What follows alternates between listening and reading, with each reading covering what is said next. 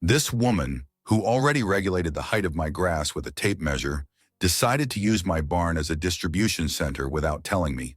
It was supposed to be just another ordinary morning in the countryside. Black coffee, the smell of wet soil, and the sound of chickens being more punctual than an iPhone alarm clock. So far, so good. But that day, the sound that invaded my property didn't come from the hen house or the wind between the trees.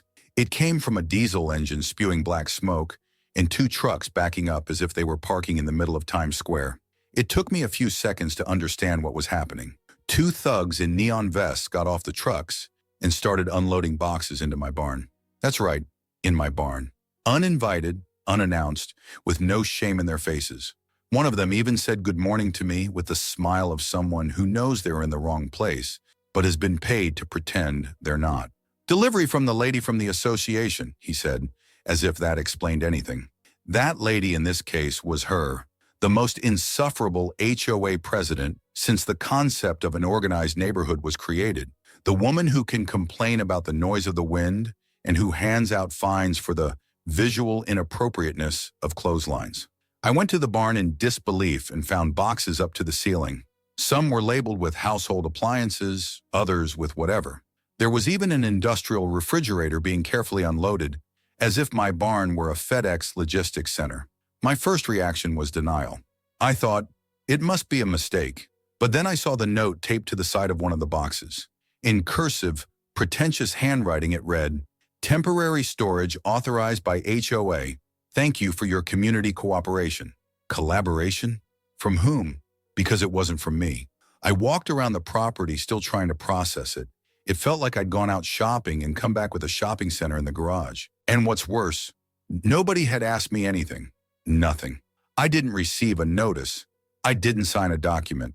Not even that useless leaflet they love to leave in the mailbox with new neighborhood guidelines.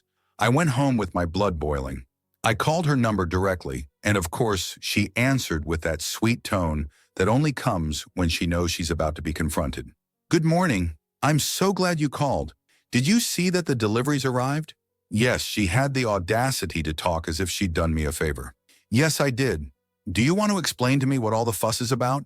She let out a short laugh, one of those that comes with a built-in aggression. "It's not a joke. Your barn was unoccupied and we needed emergency space to store the committee's supplies. It's just for a few days until we get everything organized. Everything is documented. Documented by whom? For the convenience of her head? And even if it was documented, the idea that someone could simply invade a private property with two trucks and unload an entire move there without permission already shows the level of delirium this woman operated at. I kept quiet. Sometimes silence is louder than shouting. She tried to continue her speech about neighborhood unity and rural solidarity, but I had already hung up. I spent the rest of the day looking at that crowded barn and remembering the absurd rules she herself had imposed. No one can use a hedge longer than 1.20 meters. White fences only in the colors approved by the association. Mailboxes can't have stickers on them. But turning my property into a communal dump without even knocking on the door, that was acceptable. I went to sleep with a strange weight on my chest. Anger, yes, but also that bitter feeling of powerlessness, of being reduced to an extra in one's own home. I woke up in the middle of the night to the headlights of yet another truck illuminating my window. More delivery, more invasion. Not even the chirping of crickets saved that absurd dawn. When the sun rose, I had already made my decision, and it was with the calm of someone who has given up arguing with crazy people that I carried it out. I took the old industrial padlock I used to use at the market, put chains on the barn door, and locked everything with 3 turns. I signed my work with a simple notice: private property, entry forbidden. Anyone who tries to force their way in will have to answer to the marshal. And then I just left. I threw some clothes in my backpack, grabbed my fishing rods, a styrofoam container with ice, and some cans of tuna. Nothing much, just the essentials. I left my cell phone at home, switched off, without telling anyone. I set off for the lake, where only the sound of the water and the silence are worth anything. 1 week, 7 days without hearing the voice of any human being with an invented job title. The barn? Let them sort it out. Let them call the police, the landlord, the Pope. I wasn't going to come back until my brain was clear of the smell of delivery and that sweet snake voice trying to justify crime with regulation. The best thing about going away for a week isn't the silence, the fishing, or waking up to the sound of water instead of the noise of trucks unloading fridges on your property. The best thing is knowing that, while you're there, floating in a dinghy with a hook in the water and a sandwich in your hand, someone somewhere is desperately trying to solve a mess they created themselves. It was 7 days of peace. I slept in a hammock, ate fresh fish, talked to more birds than people. And when I got back, the first thing I smelled was the smell of hay. It wasn't the pleasant aroma of dry hay or wet earth. It was a sultry stench of human sweat mixed with hot plastic and bruised ego. The second thing I saw was Karen sitting on the ground in front of my barn, hugging a clipboard like a baby. She looked like she'd aged about 10 years since I'd last seen her. The neat bun was now a disheveled thing held back by a bitten pencil. Her blouse was sweaty, crumpled, and stained with something that looked like barbecue sauce. Around her, boxes piled up on the lawn, a truck driver dozing against one of the tires, and 2 teenagers rolling their eyes as they dragged cooler bags back and forth. It was beautiful. I pulled the car over slowly, got out, and went straight to the shed. Padlock intact, chain tight, everything just as I left it. As I passed her, I heard that muffled murmur that only comes out when you're ruminating on hatred and humiliation in equal doses. She didn't look at me, but she heard my footsteps, and that was enough to trigger automatic mode. "You committed a crime, you know that?" I said in a weak voice, but trying to maintain my pose. "This is imprisonment of community property. It's logistical sabotage." Logistical sabotage. The woman has created her own legal vocabulary now. I remained silent, not out of respect, but because the moment was too delicious to be interrupted with words. I went into the house, left the fishing gear in the kitchen, and went to take a shower. When I came out, there were already 2 people arguing with her on the lawn. The neighbor of the blue house, the one she fined for planting sunflowers outside the permitted symmetry, and the woman on the corner, who was once almost banned for hanging wind chimes that produced unauthorized sounds. They were both furious, and it wasn't at me. "You lied to everyone, Karen. You said it was an association project," screamed the woman, pointing at the barn as if it were a desecrated altar. "You said the owner had authorized it," the neighbor shouted. "Now what? Are you going to explain to the transport company why the trucks were stuck here for a week?" And then the world became a stage. The deliveries piled up on the lawn were wet, some torn, others already smelling of mold. One of the drivers complained that he had lost 3 contracts due to delays. Another said that he had slept in the car for 4 nights waiting for the community warehouse to be released, while Karen swore that she had provisional autonomy to allocate idle spaces in the name of the neighborhood's logistical efficiency. The icing on the cake was when a reporter from a local radio station showed up. Yes, a radio station. The whole story had become small-town gossip and was now a headline like, "Drama in a Rural Community. Association President Kidnaps Someone Else's Barn." The woman was interviewed live, surrounded by fallen boxes and outraged neighbors, trying to maintain her pose while saying that it was all just a managerial misunderstanding. And there, in the midst of that chaos, I realized how much she believed in her own delusion. She had no intention of apologizing. On the contrary, her speech was that of someone who sees herself as a victim, a martyr to order and progress. She said that if the owner of the property had collaborated from the start, none of this would have happened. Translation: it was my fault for not letting her invade. Some neighbors laughed, others were dumbfounded. I went to get a beach chair and a cold juice and sat on the balcony, contemplating the logistical apocalypse that was unfolding like a live horror show. All that was missing was the popcorn. Later, I received an informal summons from a local lawyer, the same one who handled Karen's divorce and 3 dog barking cases in the neighborhood. He came to my house a little ungraciously, saying that she wanted to resolve it in a civilized manner. He even offered a deal. If I cleared the barn that day, she would promise not to use the space again without my permission. Of course, I refused. I asked him to pass on a direct message. "The barn will be opened when I've finished laughing. And for now, I'm still having fun." By the end of the afternoon, she was surrounded by wet boxes, suppliers shouting into the phone, and her reputation in ruins. The HOA called an emergency meeting. Most of the neighbors showed up just to see the circus catch fire, and it did. She tried to justify it, tried to blame a lack of community spirit, but it all fell apart.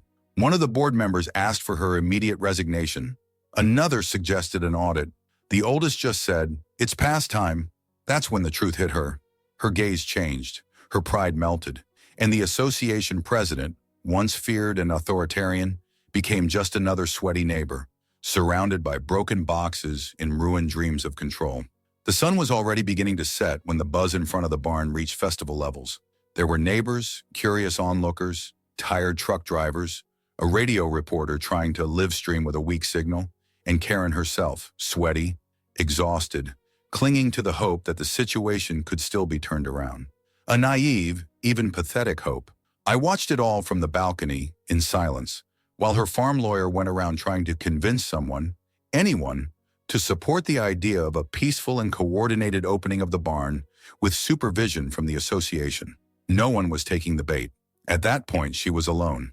After 3 failed attempts to reach an agreement and a lot of crossed eyes from the neighborhood, I stood up slowly. Every step I took towards the barn was accompanied by a growing silence. Karen, once full of bosom, now looked like a grounded child. She stood trying to wipe the sweat from her brow with dignity, as if she still had some control over the situation. She didn't say a word. I grabbed the bunch of keys tucked into the side of my pants, unlocked the 3 padlocks, removed the chains, and pushed the doors open with a dry snap. The smell came first, a mixture of mold, burnt plastic, damp styrofoam, and the indescribable scent of something that should have been refrigerated, but had spent a week in almost 40-degree heat. Within seconds, what had been expectation turned into collective nausea. One of the teenagers nearby covered his nose with his t-shirt and took 2 steps back. The reporter switched off her microphone, and one of the truck drivers let out a swear word loud enough to echo in the fields. Inside the barn, the scene was worthy of a zombie movie. Boxes burst open, liquids poured out of torn packaging, bags of animal feed disintegrated, electronics looked melted. One of the industrial freezers that had been left on, using my power before the fence was disconnected, was now swollen with the door half open, and a bittersweet smell wafted out of it like a slap in the face to sanity. Karen approached, horrified. She tried to hold her pose, but her face couldn't hide the impact. All this wasn't like this, she muttered, more to herself than to anyone else. Someone tampered, someone sabotaged it. Of course, the old tactic of shirking responsibility. It was other people's fault. The weather, the climate, the universe. Anything but her. One of the drivers, the angriest, went into the barn and started pointing at the destroyed packages. One customer's sound equipment, another's perishable supplies, parts that needed constant refrigeration. All ruined. Photos, videos, and complaints began to be posted in groups around the city. It had gone beyond the level of gossip. Now it was real damage, with material proof and even more witnesses. The woman on the corner who'd already had it out with Karen about the wind chimes was filming everything, narrating out loud as if she were a newscaster. Here we have the moment when the irresponsibility of the HOA president is revealed in full, smell and all. Karen couldn't argue anymore. Her mouth moved, but the words wouldn't come out. She stared into the barn as if she wanted to find a spell that would rewind the week, erase the mistake, pretend that none of it had happened. But the smell, the chaos, the stares of the neighbors, and the noise of the flies around the packages made it impossible to pretend. She stood there in the doorway while the drivers began to count the damage out loud. One of them called the transportation company's office. Another said he was going to file a police report. A third threatened to take the case to the town's small claims court, demanding compensation for the damage caused by the crazy HOA president who locked perishable cargo in someone else's barn for 7 days. I didn't say anything. I just stood there with my arms crossed, like someone watching divine justice happen without having to lift a finger. Karen finally turned to me, her eyes watering and a mixture of despair and anger on her face. "You could have warned me. You could have said you were going away. You could have opened it just a little," he said, his voice cracking. I answered only with a look, the kind that says everything without saying anything. A look that reminded her of all the ignored emails, the rules imposed with a finger in her face, the absurd fines, the endless meetings where she talked to herself while pretending to listen. That gaze was a mirror, and the reflection she saw wasn't pretty. In the evening, the HOA's emergency meeting turned into an impeachment meeting. For the first time, all the residents were there. Even the couple from the end of the street who never went out showed up with mugs of tea and faces of few friends. The agenda was clear. Either she left for good or they would seek formal expulsion for abuse of authority, misappropriation of other people's property, and damage to property. There was no discussion. She signed the letter of resignation, trembling in front of everyone, unable to face anyone. She left without saying goodbye. No one offered to help her with the boxes. No one accompanied her to her car. She disappeared, but that wasn't the end of it. Because the next day when the trucks finally took away what was left of the rotten parcels, someone left a note pinned to my barn door. No name, no signature. Just a sentence written in hasty handwriting. Never underestimate the owner of the key. The barn emptied, but the damage remained. Wet box marks on the floor, dark stains on the wooden walls, a persistent smell of expired paint, and the remains of soggy cardboard that wouldn't even catch fire. It took me 3 whole days to clean everything up, alone, without help, without excuses. The least she could have done was show up with a squeegee and a bucket. But of course, that would have required something Karen never had. Shame on her face. Her resignation as HOA president was filed, emailed to all residents with that neutral, vaguely aggressive tone typical of someone who refuses to admit error. She said she was prioritizing her emotional health and that the moment called for a new cycle of leadership. No apology, no mention of the barn. The letter was colder than the freezer she left on in my shed, but the neighborhood did remember. I remembered it well. Over the next week, it became routine to hear neighbors whispering jokes about collaborative storage and barn delivery. The children from Plot 14 started playing truck driver on my sidewalk, simulating reversing a truck and everything. One of them even put a cardboard sign at the entrance to my lawn that read, HOA parking lot for illegal loads only. I couldn't even get angry. The new president of the association was elected in a quick meeting. A quiet guy with more common sense than charisma, but who at least didn't think that other people's backyards were a logistics playground. No one else dared touch the subject publicly, but the silence that followed was the kind that makes you laugh inside. Everyone remembered, even without speaking. Karen disappeared. She would appear from time to time, leaving the house in a hurry, her sunglasses larger than her forehead, as if hiding her face was enough to erase the shame. Some said she was trying to sell the house. Others were betting that she was just waiting for the dust to settle before reappearing with another made-up position, like good neighbor consultant or community spirit auditor. But there was one night, oh, that night, that crowned it all perfectly. It was Saturday. I was sitting in the backyard, grilling meat, listening to old blues and drinking beer. The moon was full, the sky was clear, and the weather had that freshness that only the countryside can offer. That's when I heard a slight noise at the entrance to the barn. Shy footsteps, like someone walking on glass. I got up, walked slowly to the side of the barn and found her standing there. She had a box in her hands, a small box made of new cardboard with gold ribbons around the edges. She looked at me, a little awkwardly, trying to balance dignity and regret, as if that were possible after everything. I brought this, she said, holding out the box. These are some tools that were with the association's things. I thought they were yours. They weren't. I knew it. So did she. But the gesture wasn't about the box.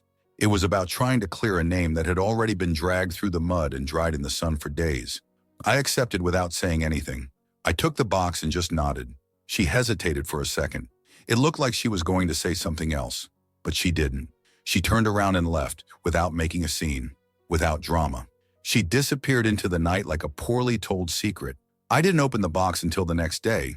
Inside, as well as some old screwdrivers and loose screws, there was a note written in a hurry. I think I lost my hand. Maybe I crossed a line. I hope that one day this story will be a laugh. I closed the box. I put it away on a shelf at the back of the barn. Because forgiving is good, but forgetting is stupid.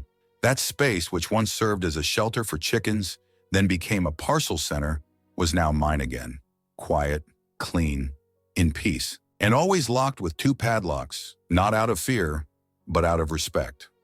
Respect for my own patience, to my property, and above all, the lesson that remained. Karen never dared again. Never again did she trespass on my land. Never again did she pull out a hidden power line. Never again did she speak on behalf of the community as if she were a condominium goddess. And if one day she thought she'd try again, all she had to do was look at the barn. It was still there, standing firm, keeping tools, memories. and a story that no one in that neighborhood would ever forget. And if you like this video, don't forget to leave a comment and a like.